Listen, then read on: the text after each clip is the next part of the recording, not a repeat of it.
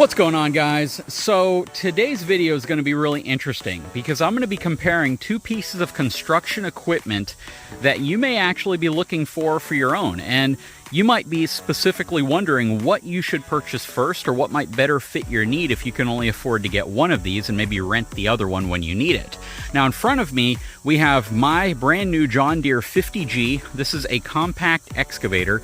Now in terms of compact excavators, this is actually on the larger side of a compact excavator. They make like 5 models that are smaller than this one, and they make only one model that's larger, the 60G, before you get into a mid-size excavator. So big differences between small ones, large ones, but really those big differences are more in terms of capacity, the things that you can do with it and the weight of the tractor itself. Now, when you look at skid steers, there are tons of skid steers as well. This is on the larger side of a skid steer. So this is actually a really fair comparison. I don't know if this is the largest skid steer that Takeuchi makes. They might make some that are bigger than this or more powerful, but this is certainly not the smallest.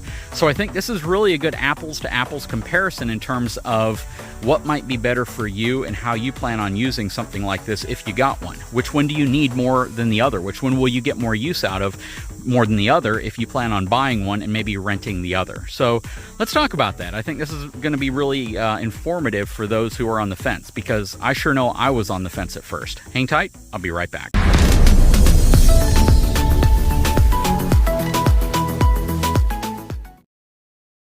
Okay, so first of all, I am not going to go over the nitty-gritty details of every little thing related to the technical specs of either of these, because I don't think people really care about that. You can look that stuff up.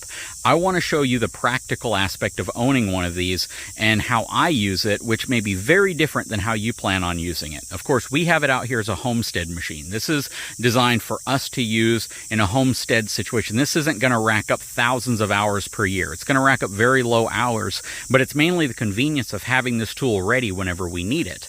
And the same would hold true for a skid steer like this if we owned it. We wouldn't rack up thousands of hours on it, and it wouldn't hit the market as a 2022 model with 3,000 hours on it. So just to make that clear, this is not my opinion in terms of a commercial construction perspective. You may have completely different uses. Let's say you install septic tanks. Something like this may be a tool that you use every single day, multiple times a day.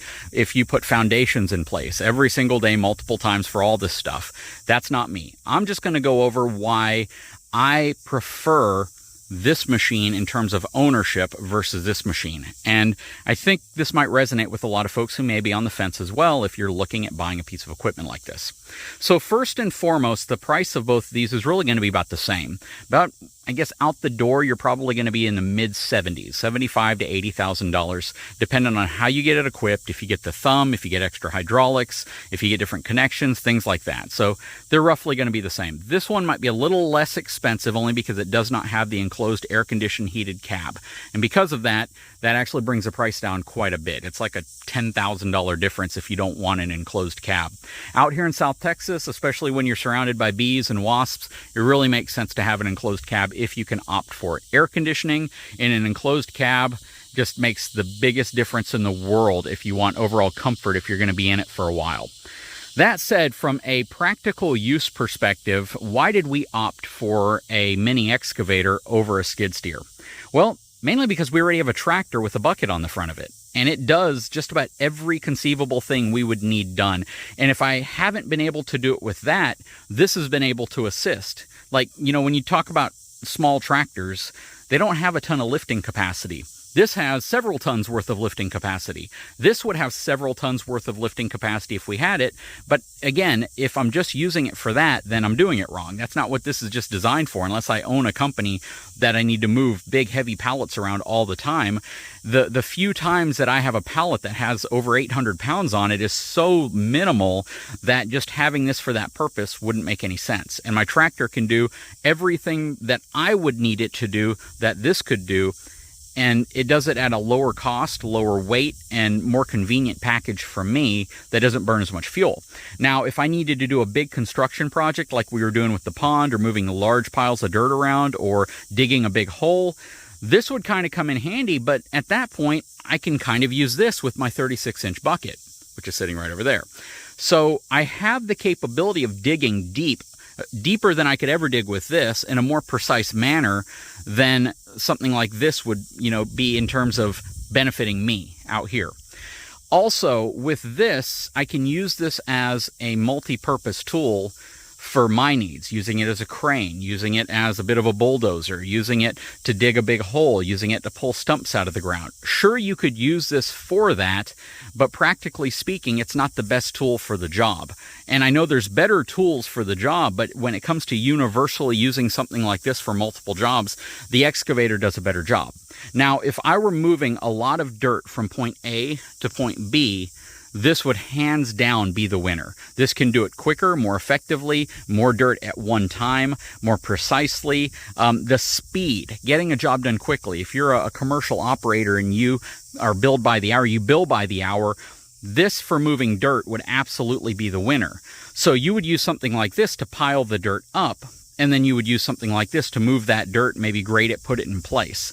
Because this just is not an effective dirt mover. It's a great excavator dirt piler, but if you want to move a pile of dirt from over there to over here, this is going to take forever. This thing's super slow. I think the fastest speed this can go is like 2.5 miles an hour.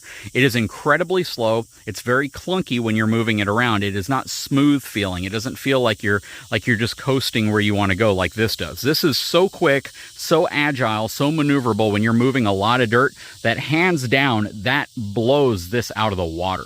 But again, I have a tractor for that. I have a tractor that does what I need it to do with the quantity of dirt that I move and everything else, from brush and all that other stuff. Sure, this could probably do it quicker, but then the problem I would have is how much it tears up my yard. Even if you get the tired version of this with tires instead of tracks, it still does far more damage to turf than a tractor does. The tractor is so lightweight, and that's really its biggest advantage. It's lightweight, it turns in a much wider turn, so you don't have that zero turn effect of just digging in and tearing things up when you try to make a really sharp turn. It's just as fast ground speed wise. It might even be a little faster than this in terms of ground speed, but making quick maneuvers, carrying incredibly heavy loads, this defeats the tractor hands down. Just in terms of how much capacity it can even carry. This is going to be significantly more expensive. I could buy 4 tractors for the price of one of these, but this is a heavy-duty construction piece of equipment. This is as well, but on acreage, you have more practical use for this. Again, tree stump removal, moving large amounts of brush and putting them in the back of the cargo trailer or the dump trailer, moving heavy things around, unloading really heavy things. This just absolutely gives me more utility in that sense.